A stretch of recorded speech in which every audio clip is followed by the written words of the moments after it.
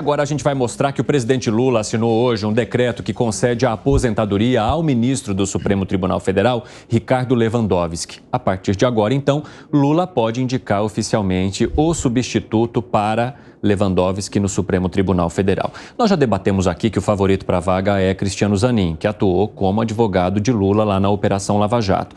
O presidente da República, porém, quer se reunir com o próprio ministro Ricardo Lewandowski para estudar outros nomes. Inclusive, havia a possibilidade também de Manuel Carlos, que seriam indicados de Lewandowski para essa vaga, e eles tentariam fazer um ajuste aí para quem seria indicado agora, para quem seria indicado depois na vaga que vai se abrir da ministra Rosa Weber. Quero entender de vocês qual vai ser ou qual é a expectativa de vocês em relação a esse primeiro indicado. Começo contigo, Gustavo Segré. Eu vou pelo Manuel Carlos. Ah, é? Por quê?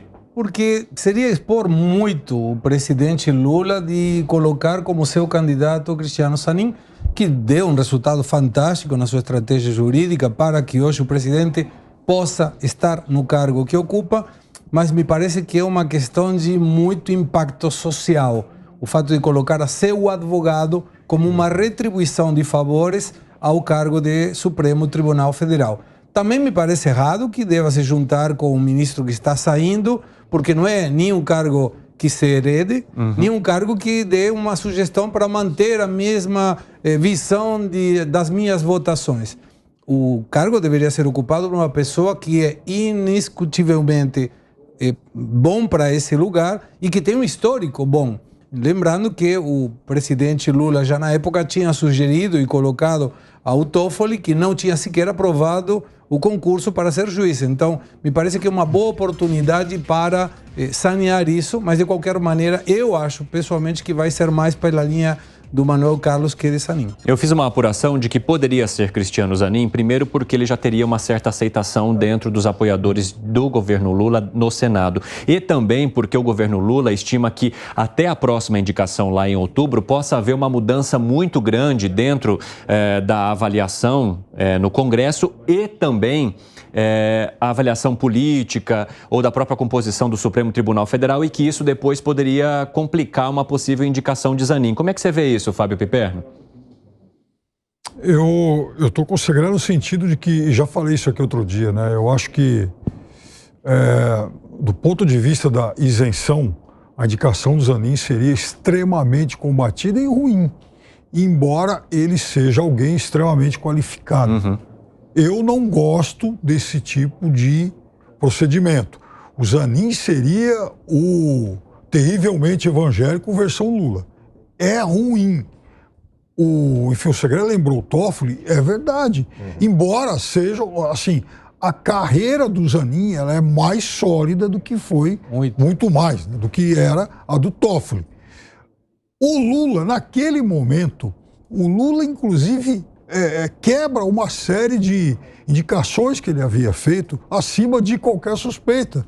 Por exemplo, Joaquim Barbosa, que foi um cara que no Mensalão mandou muita gente para a cadeia, inclusive quadros petistas, a Carmen Lúcia.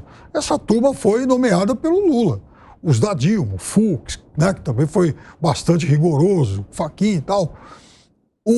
Eu acho que, no caso do Zanin, seria uma indicação inevitavelmente comparada à de André Mendonça. Agora, deixando de lado considerações técnicas e políticas, só uma suspeita que eu tenho em relação assim, a comportamento humano. Por muitas ironias da vida, eu falei aqui sobre isso outro dia, o Zanin seria o ministro que teria entre o seu acervo de processo os processos que secam agora o Moro. E essa questão do advogado do Rodrigo Tacla. Será que o Lula, ali na solidão com o seu travesseiro, não deve ter em algum momento pensado, puxa vida, agora é minha chance de dar o troco?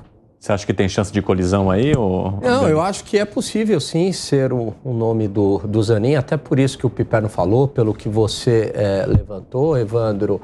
Agora, de qualquer modo, concordo com o Segré, concordo também com o Piperno em relação a esse ponto, seria uma escolha bastante ruim, porque não basta você ser honesto, você também tem que parecer honesto.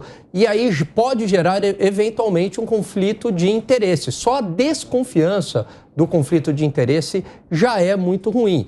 Essa desconfiança e esse conflito de interesse houve, por exemplo, com o ministro Toffoli, né? O Toffoli, que foi advogado do PT, e rapidamente ali na votação ele votou pela anulação do caso do Lula, né? Então, é claro que já gera um tipo de suspeição, né? Um tipo de ilação. Bom, mas é claro, ele foi advogado do PT, não poderia votar diferente. Esse tipo de ilação já é muito ruim, seja, né, o que motivou o voto dele, a verdade aí que motivou o voto dele. A ilação em si já é muito ruim. Você como vê, Ricardo Almeida?